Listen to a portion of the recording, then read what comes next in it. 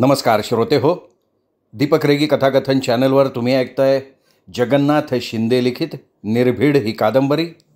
आज या कादंबरीचा भाग 5वा.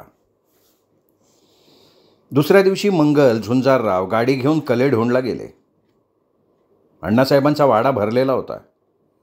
त्यांचे तिन्ही जावई बायका मुलांसकट झुंजाररावला बघायला आले होते. दोन्ही चिरंजीव कामधंदा सोडून घरीच होते. अण्णासाहेबांनी ओळख करून दिली. हे थोरले जावई मनोहर सोळसकर आहेत, खंडाळा तालुक्यातले, पण आत्ता चिपळूणला असतात. नायब तहसीलदार आहेत, चांगली कमाई आहे. झुंजाररावांनी नमस्कार केला. हे दुसरे जावई शांताराम चिकणे, चितळीला असतात. 30 एकर बाग आहे येथे. चितळीच्या साखर कारखान्यात व्हाईस चेअरमन आहेत. झुंजाररावांनी व्हाईस चेअरमनना अंगावरच्या खादीनं आणि ऐस अंगावरनंच ओळखलं होतं. तो एका जावयाच्या ओळखीने पदाने चेपला जात होता. हे 3 नंबरचे जावई पोलीस आहेत पोलीस, पण या दोन्ही जावयांपेक्षा मालदार आहेत. स्वतःची गाडी आहे. बाहेर सफारी आहे ना, ती यांचीच. पांडुरंग पाटील यांचं नाव.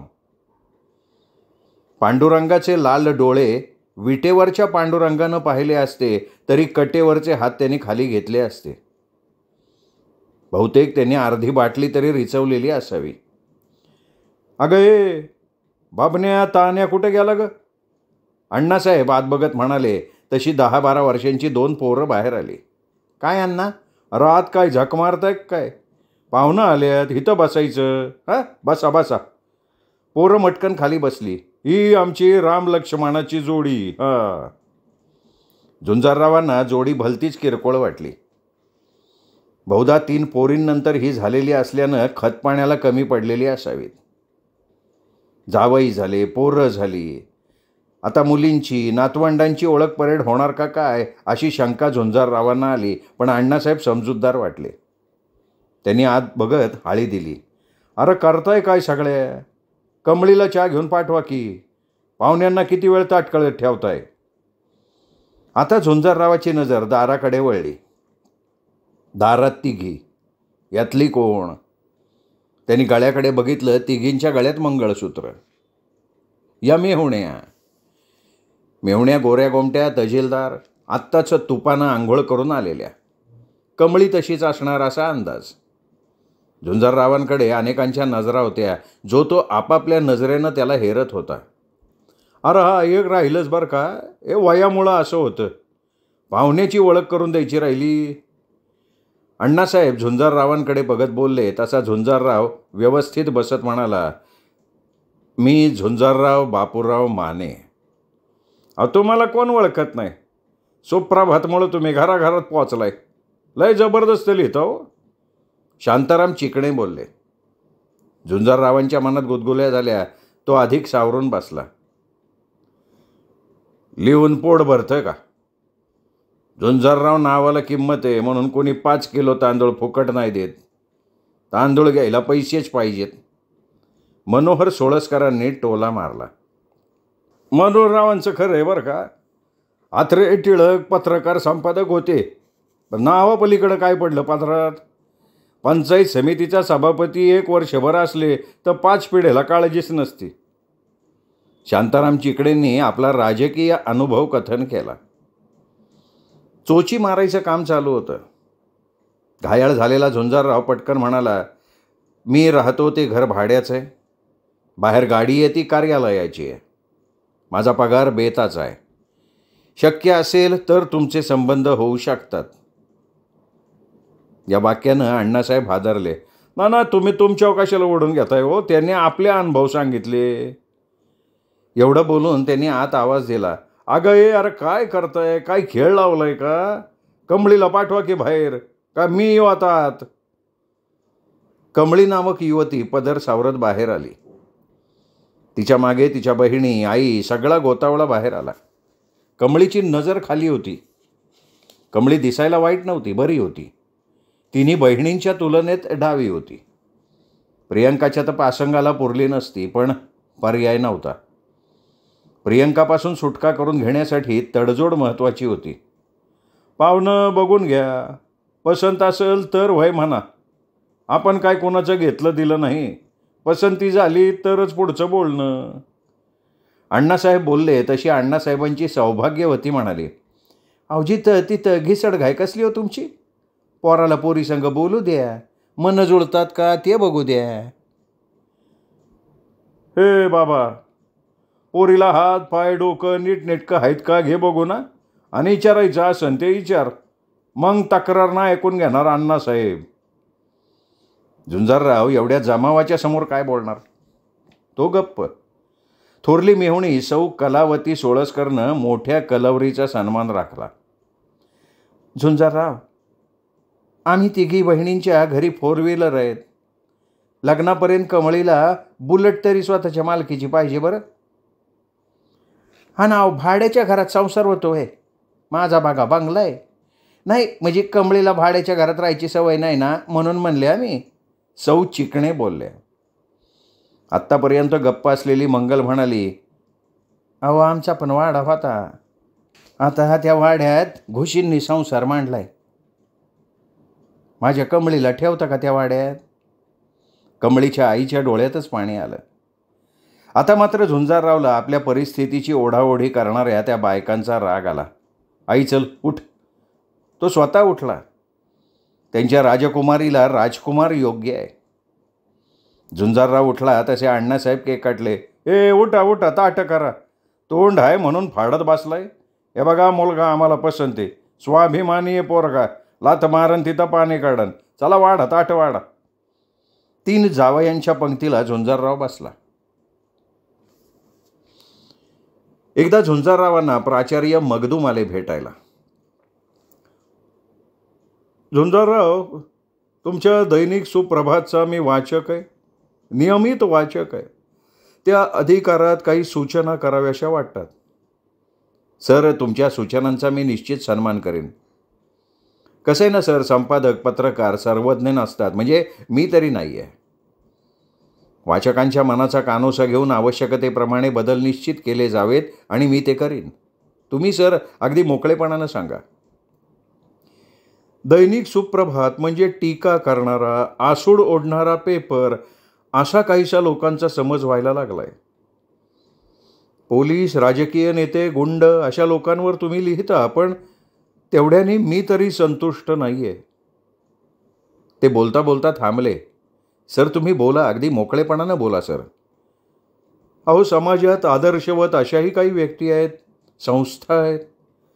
अगदी सर्व क्षेत्रात अशा व्यक्ती, संस्था कार्य करत आहेत. त्यांचं कार्य इतरांना प्रेरणा देणारं असतं, पण त्यांच्या कार्याला कोणी प्रसिद्धी नाही देत. क्रीडा, शिक्षण, सामाजिक संस्था अशा अनेक ठिकाणी तुम्हाला तो आदर्श पाहायला मिळेल. झुंजाररावांना हा मुद्दा पटला होता. सर, आपला हा मुद्दा खरोखर महत्त्वाचा आहे. सुप्रभात न्याय देऊ शकत असेल तर निश्चित देऊ सर, निश्चित. फक्त एक अडचण आहे सर, त्या व्यक्तीपर्यंत जाणं, माहिती घेणं, मुलाखत घेणं, यासाठी निस्पृह व्यक्ती हवी. खरीखुरी माहिती मिळावी, त्याला वेगळं वळण लागू नये. काय होईल, प्रसिद्धीसाठी नको त्या व्यक्ती, नको त्या संस्था पुढे येतील. झुंजाररावनी थोडा विचार केला आणि म्हणाला, सर रविवारच्या अंकात आपण अर्ध पान जागा देऊ. लिहिण्याचं काम तुम्ही कराल. मी? सर, मला वस्तुनिष्ठ माहिती लिहिणारा आणि निस्पृहपणे काम करणारा माणूस हवा आहे. मानधन मिळेल, फिरतीचा भत्ता मिळेल. तुम्हीच मला योग्य वाटताय सर. प्राचार्य मगदूम तयार झाले. मगदूम आर्ट कॉलेजचे प्राचार्य होते. लिहिण्याची शैली होती. सुप्रभातमधनं रविवारच्या अंकात त्यांचे लेख प्रसिद्ध व्हायला लागले.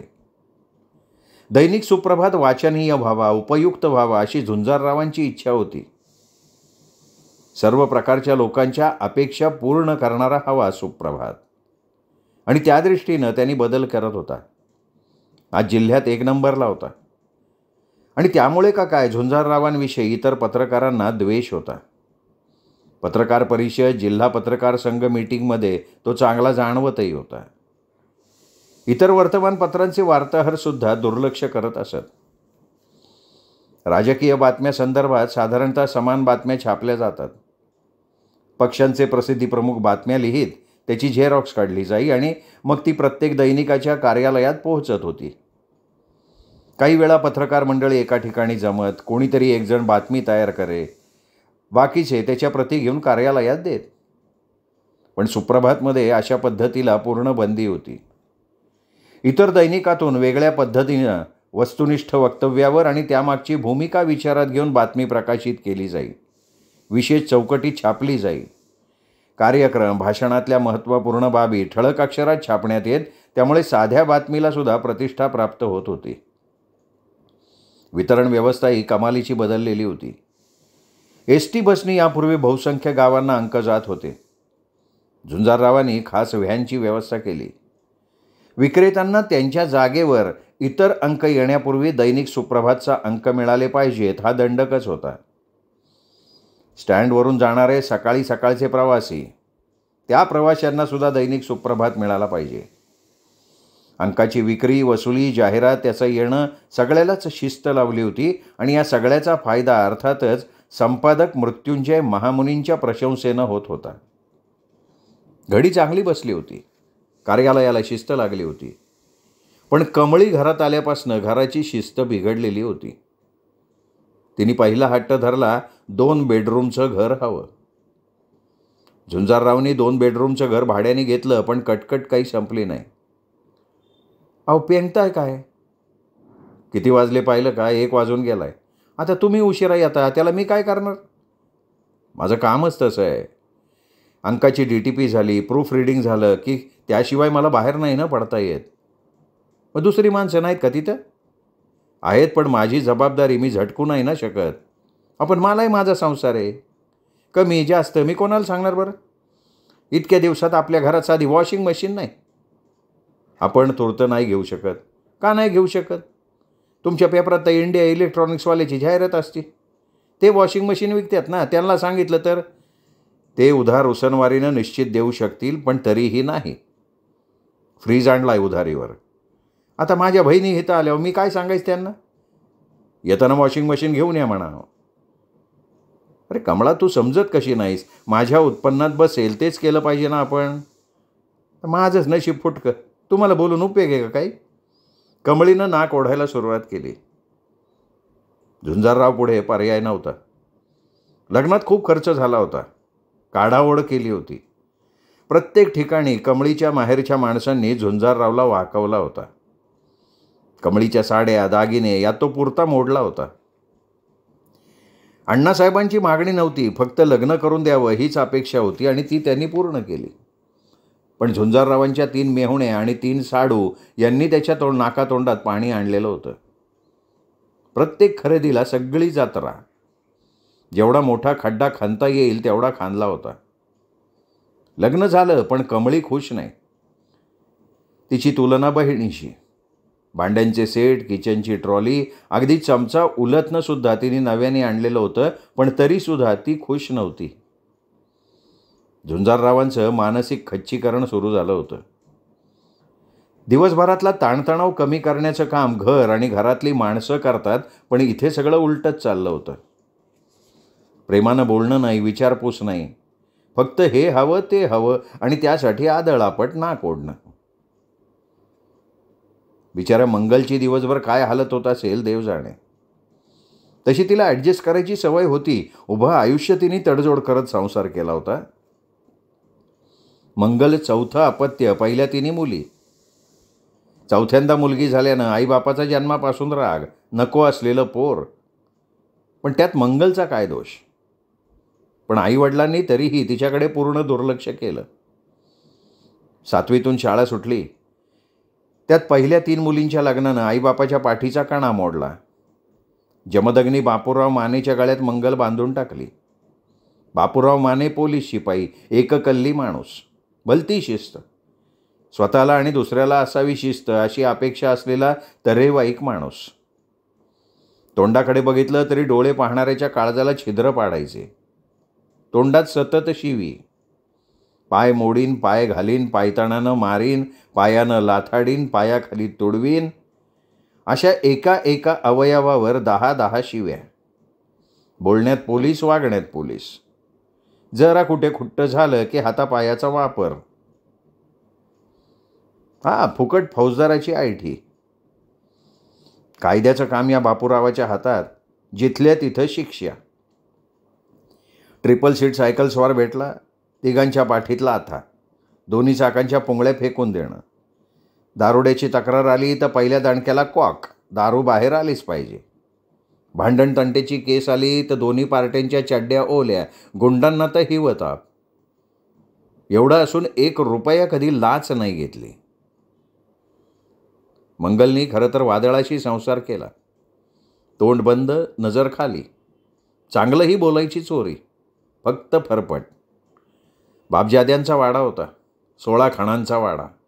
2 भाऊ, बापूराव आणि रघुनाथराव. बापूराव थोरला. एकदा भावाशी कटकट झाली, वाड्यावर पाणी सोडलं.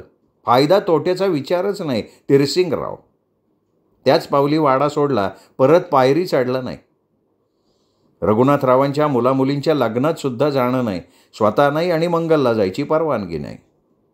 एका घावात 2 तुकडे. सोयर सुतक सुद्धा तोडलं. माझंच खरं हा स्वभाव. नमतं नाही, जुळवून घेणं नाही, तडजोड नाही. खात्यात कोणाशी पटलं नाही, वरिष्ठांशी जुळलं नाही, त्यामुळे वर्षाला बदली. नवं गाव, नवी माणसं, पण डोक्यात सतत किडा. जिथे तिथे वागणं सारखं. नवरा गेला आणि सून आली, जिथं तिथं माहेरचं कौतुक. बहिणीशी, मेवण्यांशी तुलना. मोकळेपणा नाही, बोलण्यात सतत कटुता, पाणउतारा, तुच्छता, असमाधान. झुंजारराव एकुलता एक मुलगा. त्याला काय काय सांगायचं. त्यात त्याच्या मागे त्याचे व्याप, त्याची कामं, त्याचं ऑफिस. झुंजारराव झाकली मूठ 1.25 लाखाची म्हणून गप्प राही, पण वेदना होतातच की. थोडा कुठे निवांतपणा मिळाला की मनाला उंदीर कुरतडत राहत. डोळ्यापुढे कमळी उभी राही, असंतुष्ट, असमाधानी. आणि मग वाटायचं की फार मोठी चूक झाली. ज्याच्यासाठी भीत होता तेच पदरी आलं. प्रियांकाचं प्रेम होतं, एकाकी, एकतर्फी, पण त्याची साधी नोंदही झुंजारनं घेतली नाही. कधीही मोकळेपणानं बोलला नाही. आलेल्या फोनवर चकार शब्द नाही काढला. खरं तर त्याचंच प्रायश्चित्त घेत होता, म्हणजे त्याला तरी तसं वाटत होतं. लग्न कलेढोणला झालं. वाटलं होतं प्रियंका लग्नाला येणार नाही, पण मृत्युंजय महामुनींच्या बरोबर आली होती. एका शब्दानं बोलली नाही. बोलण्यासारखी परिस्थितीच नव्हती आणि ती वेळ योग्य नव्हती. लगीनघाई चालू होती. अवतीभोवती माणसं होती. पण दोन्ही डोळे बोलत होते. खूप काही सांगत होते. ओलावल्या पापण्याच्या काड्या आत भला मोठा दुःखाचा समुद्र दिसत होता. त्यावेळी तरी झुंजाररावनं प्रियांकाला ओळखायला हवं होतं. रामदासून लग्नमंडपातनं पळायला हवं होतं, पण नाही पळाला. चुकात भर पडत राहिली. पत्रकार झुंजारराव.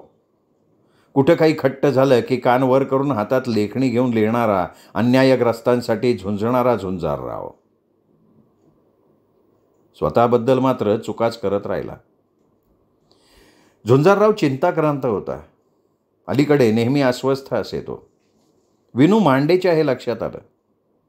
विनू मांडे झुंजाररावाचा चांगला दोस्त होता. दोस्त म्हणजे हितचिंतक, शुभचिंतक. पण वरिष्ठ असलेल्या झुंजाररावला विचारायचं कसं. मनाला झालेल्या जखमेवर फुंकर मारायची कशी. त्यांनी अंदाज बांधला होता प्रश्न कार्यालयाशी संबंधित नव्हता. ही घटना खाजगी असणार आणि विवाहानंतर ही परिस्थिती निर्माण झाली आहे. विषय नाजूक असणार होता. 4 चौघात नाजूक विषयाची चिरफाड नाही करता येत. नाजूक विषयाला नाजूकपणे हाताळायचं असतं. नाजूक जागची ठसठस नाजूक हातानं फोडायची असते. विनू मांडेनं झुंजाररावला एकाकी असताना गाठला. काहीतरी बिघडलंय ना. नाही, कुठं काय. माणसं वाचायची सवय आहे मला. मोकळेपणानं बोला, काय झालंय. नाही हो, काय नाही. आपलं दैनिक सुप्रभात हे कुटुंब आहे. दिवसातला अर्धा दिवस आपण इथे असतो. कुटुंबियांपेक्षा जास्त वेळ आपण एकत्र असतो. खरं तर भाऊ बहीण आई वडील मुलं पत्नी यांच्यापेक्षा जास्त सहवास आपल्या सगळ्यांचा असतो. थोडक्यात आपलेही स्नेहसंबंध जुळलेले असतात. असं असताना आपण एक दुसऱ्याजवळ मोकळे झालो नाही तर एकत्र काम करायला अर्थ काय लागतो? घरचं वातावरण रे. बोला ना, अगदी मोकळेपणानं बोला. अरे कमळी कोणाशी पटवूनच घेत नाही रे, अगदी माझ्याशी सुद्धा नाही. जिथं तिथं तिच्या बहिणी वडील यांच्याशी तुलना. ती संतुष्ट नाही आणि आम्हाला सुख लाभू देत नाही. नवविवाहित वेगळ्या कुटुंबातनं आलेली असते. तिथल्या सवयी समज नातेसंबंध लागेबांधे यामुळे त्यांची मनोवृत्ती वेगळी असते. नवी माणसं नवीन वातावरण जुळवून घ्यायला वेळ लागतो थोडा. एका ठिकाणचं रोप उचलून दुसऱ्या ठिकाणी लावलं तर कोमेजतच ना. माती पाणी हवा याच्याशी त्यांनी जुळवून घेतलं की मग ते तरारून वाढतं. हो, पण किती दिवसांनी, किती महिन्यांनी? आणि घरात दुसरा आहे कोण? मी 18 तास बाहेर, घरात एकटी आई. होईल होईल सगळे होईल व्यवस्थित. नाही, मला नाही वाटत तसं. झुंजारराव, माझा निर्णय चुकला याची मला खंत वाटते. माझं काही नाही रे. आईला होणाऱ्या त्रासानं आतल्या आत मी विरघळून चाललो आहे. आई बिचारी बोलत नाही. उभ्या आयुष्यात तिने तेच केलं. वाटलं होतं आता तिच्या जीवनात हिरवळ येईल, पण विनू मांडे झुंजाररावला आज जणू नव्यानं बघत होता. भाबडा भोळा भावनाप्रधान. झुंजाररावाला आजपर्यंत त्यांनी डरकाळी फोडताना बघितलं होतं. आमदार खासदार जिल्हा पोलीस यांना दाद न देणारा निर्भीड पत्रकार पाहिला होता. गुंड मावाल्यांना शेलक्या शब्दात सुनावणारा झुंजारराव पाहिला होता. कौटुंबिक असे काही प्रश्न असतात की तिथे रागवता येत नाही, चिडता येत नाही, शिक्षा करता येत नाही. स्वतःला शिक्षा करून घेण्यापलीकडे हातात काही नसतं. आणि मग अशा प्रसंगी सांत्वनासाठी आधारासाठी शब्दसुद्धा सापडत नाहीत. झुंजारराव, घरात मुलं आली की सगळं बदलेल? नाही, मला वाटत तसं. तुम्ही नकारात्मक विचार करताय. आजवरचा अनुभव आहे हा. मला नाही वाटत तसं. घरात मुलं आल्यानं अनेक संसार फुललेले पाहिलेत मी. 2 मनं जोडण्यासाठी मुलासारखं माध्यम नाही. ठीक आहे नाही आहेच. याच वेळी शिपाई आत आला. सर, कोणीतरी तरुणी आली भेट आहे. थोडा वेळ बस म्हणावं. सर, ती बऱ्याच वेळापूर्वी आली. मीच बसवून घेतली होती, पण आता ती ऐका ना. ठीक आहे, पाठवा. शिपाई गेला. विनू मांडे निघणार तो झुंजारराव म्हणाला, नाही तू बस विनू. विनू मांडे बसला. तरुणी आत आली. तिचे डोळे भरलेले होते. बसा. ती कशी बशी बसली. बोला. सर, तुमचा झुंजारराव वाचते हे सांगायला आलाय? नाही सर. त्या झुंजारराव सदरात तुम्ही आपदग्रस्तांना न्याय देता. तुम्ही आपदग्रस्त आहात? हो सर. कसली आपत्ती आली आहे तुमच्यावर, थोडक्यात सांगाल? सर, मला एका तरुणाने फसवलंय. या अशा तक्रारी नेहमीच्या. भावनाप्रधान तरुणी कुठल्या तरी तरुणाच्या प्रेमात पडतात. त्या मुलाची माहिती घेत नाही, त्याचं वर्तन त्यांना माहिती नसतं आणि मग एक दिवस फासतात. ती पुढे सांगायला लागली, सर, आमचं प्रेम होतं एकमेकांवर. तुझं होतं, त्याचं नाटक असणार. आता काय? दुसऱ्या मुलीशी लग्न केलं त्याने? नाही, तिने हुंदका दिला. मग कशाला रडतीयेस? प्रेम नसेल तर तू आत्ता सावध हो, करून टाक दुसऱ्या मुलाशी लग्न. आणि माझ्या बाळाचं काय करू? या प्रश्नानं झुंजारराव गोठून गेला. माझ्यामुळे आईवडिलांची नाचक्की झाली. तो तर निघून गेला. आता कुठे राहतेस? मैत्रिणीकडे. पोलिसात गेली होतीस? गेले होते, पण मला शिव्या मिळाल्या. ठीक आहे, त्या तरुणाचं नाव? यशवंत माने. यशवंत माने? हो सर. कुठे राहतो? तिने पत्ता दिला. झुंजारराव हादरला होता. ठीक आहे, मला नंबर आणि पत्ता देऊन ठेवा, मी बघतो. तिने नंबर आणि पत्ता दिला. पुन्हा पुन्हा हात जोडत नाक ओढत ती निघून गेली. झुंजारराव लिहिणार या तरुणीवर? नाही. का? कारण मी त्या तरुणाला भेटणार आहे. मलाही भेटायला आनंद वाटेल. चल की मग. दोघं गाडी घेऊन एका वाड्यासमोर आले. झुंजारराव वाड्याकडे बघत राहिला. वाडा अनेक ठिकाणी ढासळला होता. त्याच्यात चुनाविटीच्या भिंतीवर वड पिंपळ वाढले होते. वाड्याच्या डोक्यावरचं छप्पर मोडलं होतं. झुंजाररावाला वाड्याचं वैभव आठवलं. 20 वर्षांपूर्वी वाड्याला जिवंतपणा होता. 2 भावांच्या 2 बायका, त्यांची मुलं, वाडा दिवसभर कसा जागा असायचा. माणसांची सतत ये जा होती. का थांबला तर झुंजारराव? नाही, काही नाही, चलूया. दोघं वाड्यासमोर आले. वाड्याचा एक कोपरा ऊन वारा पावसाला दाद न देता उभा होता. तिथेच एक दरवाजा उघडा होता. रघुनाथराव काका, अहो रघुनाथराव काका. विनू मांडके झुंजाररावाकडे आश्चर्यानं बघत राहिला. हा नावानं कसा हाक मारू शकतो? एक कृश वृद्ध ग्रहस्थ बाहेर आले. खाली फक्त विटलेली चड्डी होती, बाकी वस्त्र नव्हतं. सर्वांगावर पांढरा शुभ्र कापूस होता. दाढी, मिशा, भुवयासुद्धा पांढऱ्या. पांढऱ्या चेहऱ्यावर डोळे खोल रुतून बसलेले, सर्वांगाचा सापळा. कोण आहे? मी झुंजारराव. झुंजारराव? म्हातारा आठवणींना ताण देत असेल. मी बापूरावांचा मुलगा झुंजारराव. अरे अरे, ये ये ये, बस बस बस. असं म्हणत म्हाताऱ्याने आत बघत आवाज दिला. सोने, अगं बाहेर ये सोने. कोण आलंय बघ तरी.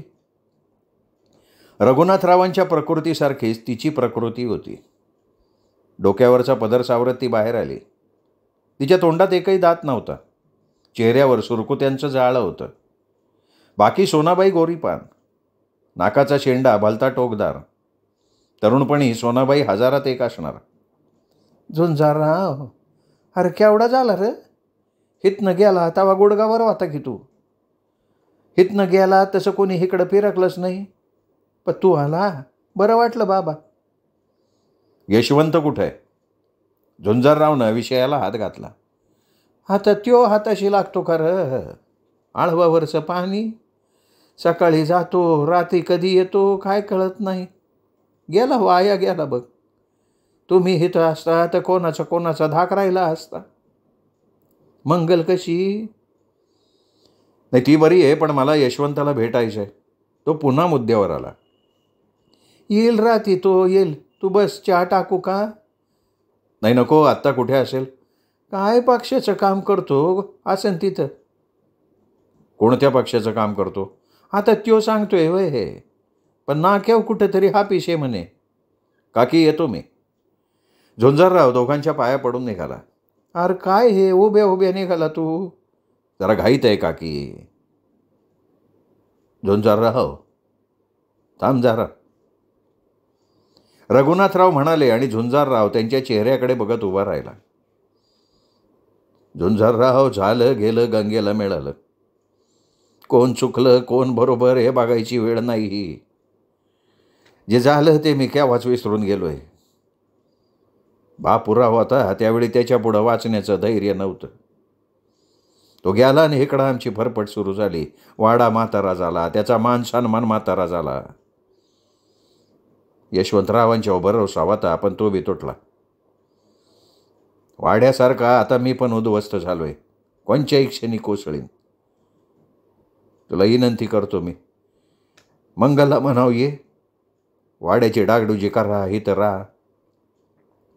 झुंजारराव काही बोलला नाही, बाहेर पडला. गाडीत बसल्यावर म्हणाला, आमच्या वडिलांचा सख्खा भाऊ. हां, ओळखलं मी. गाडी नाक्यावर घे. झुंजारराव इतर काही बोलला नाही. गाडी नाक्यावर आली. पक्षाच्या कार्यालयासमोर झुंजारराव उतरला. यशवंतरावाला ओळखणं कठीण होतं. यशवंतराव त्यावेळी खूप लहान होतात. तारुण्यात खूप बदल झालेले असतात. यशवंतराव माने आहेत का? त्यांनी कार्यालयात विचारलं. यशा ना, तो काय तिथं झाडाखाली पोरीबरोबर बोलत हो बाय. ती तरुणी कोण आहे त्याच्याबरोबरची? कोण आहे? अरे कोणाकोणाचा हिशोब ठेवायचा? देवानं त्याला रूप दिलंय, फिरवतोय पुरी. झुंजारराव बाहेर आला. यशवंतराव रघुनाथरावांची कार्बन कॉपी, उंच सडसडीत देहयष्टी, टोकदार नाक, पाणीदार डोळे, गोर्रा पान. यशवंतराव माने? यशवंतरावांनी झुंजाररावाला खालीवर बघून घेतलं. शाळेच्या दाखल्यावर यशवंतराव असं नाव होतं, पण बाहेर चार चौघात यशवंत नावानं तो प्रसिद्ध होता. फार थोड्यांना त्याचं यशवंतराव हे नाव माहिती होतं. नमस्कार, मी झुंजारराव. म्हणजे ते दैनिक सुप्रभातवाले. हो, बोला की बोला, का आठवण काढली? झुंजारराव कामाशिवाय कोणाकडे जात नाही. बोला ना बोला, काम सांगा, काम सांगा. आप्पासाहेबाला सांगून तुमचं काम मार्गाला लावतो. आप्पासाहेबांचे एजंट आहात का तुम्ही? आपल्यावर लय विश्वास त्यांचा. मी काम सांगितलं तर नाही म्हणत नाहीत. पण माझं काम तुझ्याकडे आहे. होय, मग बोला की. इथे? त्यात काय झालं? थोडं नाजूक काम आहे. मग ऑफिसमध्ये बसू? नाही, नको, असं करू, गावाच्या बाहेर जाऊ. काय आपली कुठं बी यायची तयारी आहे? पण तुम्ही लक्षात घ्या, 20% काम करतो आपण. अरे मी 30 देतो. चल. तो झुंजाररावाच्या गाडीत बसला. गाडी गावाबाहेर आली. एका झाडाखाली उभी केली. जवळपास माणसं नव्हती. सगळे खाली उतरले. मंदाकिनीला ओळखतोस का यशवंतराव? कोण मंदाकिनी? तो गोंधळला. मंदाकिनी तुषार गद्रे. आता माझा आणि तिचा काय संबंध आहे? नाही, ते मी विचारतोय तुला. हे बघा, माझ्यावर भलतेसल ते आरोप नाही करायचे. अरे मी न विचारता तू आरोप मान्य करून मोकळा झाला आहेस. मी फक्त विचारलं होतं, ओळखतोस का? अरे पण तुम्ही कोण आहे माझ्याशी दादागिरी करणारे? दादा आहे का मी कोण आहे ते नंतर सांगतो. आधी सांग, मंदाकिनीला ओळखतोस का? ओळखतो, पण याचा अर्थ पापाला मी धनी नाही. पुन्हा कबुली दिलीस तू यशवंतराव. हे बघा, मला जाऊ द्या. निर्णय झाल्याशिवाय नाही जाता येत. हे बघा, तुम्ही तिचं पाप माझ्या पादरात टाकताय. पाप दोघांकडनं होतं यशवंतराव. मग तिने पोलिसात जाओ. अरे 20% कमिशनमध्ये तू दुसऱ्यांची कामं करतोस. पोलीस स्टेशन काय तुझ्या हातचा मळ आहे? दादासाहेब, भाऊसाहेब, आप्पासाहेब तुझ्या पाठीशी असल्यावर तिची फिर्याद घेणार कोण? आणि तुम्ही तरी माझं काय वाकडं करणार आहे? हे वाक्य ऐकता झुंजाररावाची उलट्या हाताची थप्पड यशवंतरावाच्या गालावर पडली. त्याच्या डोळ्यासमोर काजवेच चमकले. त्यांनी स्वतःला सावरलं. हे बघा, तुमची दादागिरी महागात पडला. मंदाकिनीशी लग्न करणार आहेस का नाही तेवढं बोल. दादागिरी महागात पडेल का तुझ्या फायद्यात पडेल ते कळेल नंतर. अरे तू कोण आहे तिचा? पण मी तिचा धीर आहे, धीर. मी तुझा भाऊ, बापूराव मानेंचा चिरंजीव. अच्छा, म्हणजे आपल्या घराण्यातल्या भांडणाचा वाचपा काढायला हे कुबांड रचतोय का तू? घराण्याच्या अंकुरासाठी मी न्याय करतोय यशवंतराव. त्या मुलाकडे बघ. ते मूल माझं नाहीच आहे. मग कोणाचं आहे? मंदाकिनीला विचार की. मी तिला विचारून आलोय. तू शहाणा बना, नाही तर तुझ्या चिंध्या करीन सुप्रभातमधनं. म्हणजे तू झुंजारराव? झुंजारराव बापूराव माने, रघुनाथराव मानेंचा पुतण्या मी. यशवंतराव थोडा वेळ गप्प झाला. बहुधा त्यांनी विचार करण्यासाठी वेळ घेतलेला असावा. मग तो म्हणाला, दादा दादा ठीक आहे. माझ्या घराण्याच्या इबरतीसाठी मी तिच्याशी लग्न करतो. उद्या येतो मी तुमच्या कार्यालयात. पुढचं नियोजन पक्क करू. निश्चित. आता तुम्ही पाठीशी म्हणल्यावर मला नाही फिकीर. मी लग्न करणार. झुंजाररावांना एक केस यशस्वी हाताळल्याचा आनंद झाला. मंदाकिनीला त्यांनी तसा फोन केला. तिला खूप आनंद झाला होता. श्रोते हो, तुम्ही ऐकताय जगन्नाथ शिंदे लिखित निर्भीड ही कादंबरी. या कादंबरीचा आजचा भाग इथेच संपला. पुढचा भाग ऐकण्यासाठी उद्या भेटूयात दीपक रेगे कथाकथन चॅनलवर. तोपर्यंत नमस्कार श्रोते हो.